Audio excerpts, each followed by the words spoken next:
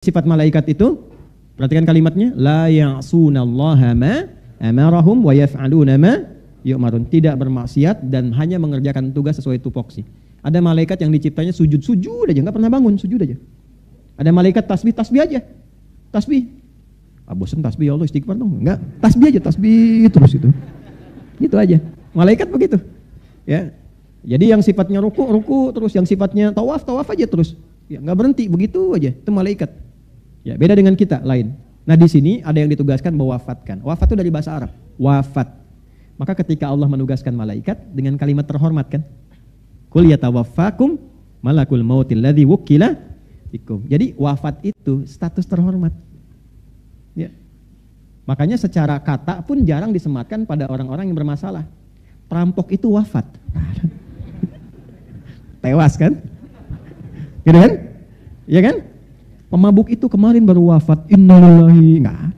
Itu sesuai dengan perilaku, kata akan disematkan. Jadi ketika kata wafat itu disematkan pada malaikat dan mengakhiri kehidupan kita, ingin menunjukkan bahwa kematian itu sesungguhnya sesuatu yang terhormat.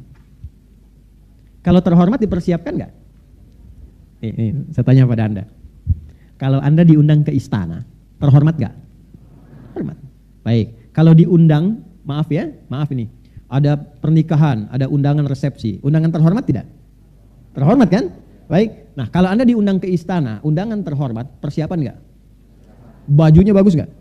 Bagus. Kata-katanya kan ditata dulu ya. Nanti mau bicara apa, sikapnya bagaimana, karena kematian itu ditempatkan dalam Al-Quran pada posisi terhormat. Karena kematian terhormat dipersiapkan. Bukan cuma ditunggu datang. Dipersiapkan. Supaya saat pulang pun kita terhormat. Makanya saat dipanggil, saking terhormatnya dipanggil dalam keadaan tenang. Ya ayyatuhan nafsul mutmainnah irji'i ila rabbika radiyatan fadkhuli fi ibadi wadkhuli. Itu terhormat. Ya. Kalau tidak dipersiapkan, ya pulang tidak dalam keadaan terhormat nantinya. Diundang secara terhormat, datangnya tidak terhormat, jadi diusir. Ya kan? Dapat sikap yang tidak nyaman, Anda berlaku yang tidak wajar, mendapatkan sikap yang tidak nyaman. Maka ini jarang diulas gitu. Ketika ditempatkan dengan kalimat ini ingin memberikan kesan bahwa sesuatu yang baik. Jelas di sini? Sehingga di Arab itu kalau dikatakan aina fulan tawafathul maniyah. Ya. Kematian telah menjemput dia dalam kebaikan. Jelas? Ya. Ini yang kedua itu ada mata, yamutu. Menunjukkan makna kematian secara standar melalui proses. Asalnya kata mata dalam bahasa Arab itu asalnya ini standar, kata dasar standar. Bukan menunjuk kata halus ataupun kasar, bukan. Menunjuk pada proses berpindahnya alam dari dunia ke alam berikutnya. Prosesnya disebut dengan mata yamutu, kejadiannya disebut dengan maut, malaikatnya malakul maut, yang meninggalnya disebut dengan mayit, akan meninggal disebut dengan mayyit. Nah, nyambung semua. Prosesnya mata. Bukan mata bahasa Indonesia ya. Ya. Sudah? Mata yamutu. Kejadiannya nanti yang dialami maut.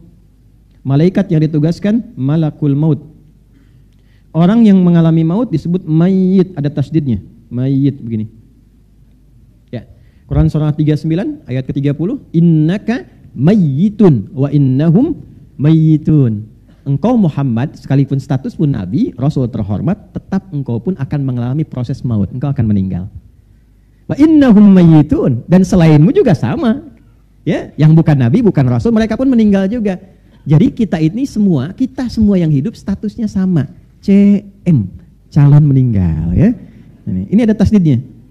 Kalau masih tasdid, masih calon, masih kandidat, ya. Nah ini masih hidup, ada tasdidnya, lafaznya. Kalau sudah meninggal, dicabut ini, ya. Kalau di ilmu bahasa itu lebih dalam lagi. Tasdidnya dicabut, tetap jadi sukun. Ya, ini bukan utak-atik ya, ini ada ilmunya. Ya, makanya ngajinya pakai tasrif yang benar, ngaji di TikTok. Tak-taka ya taktiku, TikTokan. Ya. Dah sini. Nah ini kalau nanti tasdidnya diambil, meninggal, maka tersisanya sukun, mayitun. Kalau mayit sudah meninggal. Kalau belum meninggal, mayyit. Ini yang mau saya cerita tentang kedalaman. Saya spesialisasinya di sini, di bahasa Arab untuk mengkaji Al-Quran. Makanya disertasi kami di S3 itu kajiannya Quran 30 juz. Ya, di satu tafsir tuh 30 jilid. Nah, ini yang paling menarik begini. Ini ketika diambil jadi sukun. Sukun itu artinya apa? Mati. Betul. Betul, kalau ada sukun mati. Makanya dulu kalau Songgoku kami HP kolok ada sukun di atasnya mati itu. Sukun itu asalnya dari kata sakinah, tenang. Oh.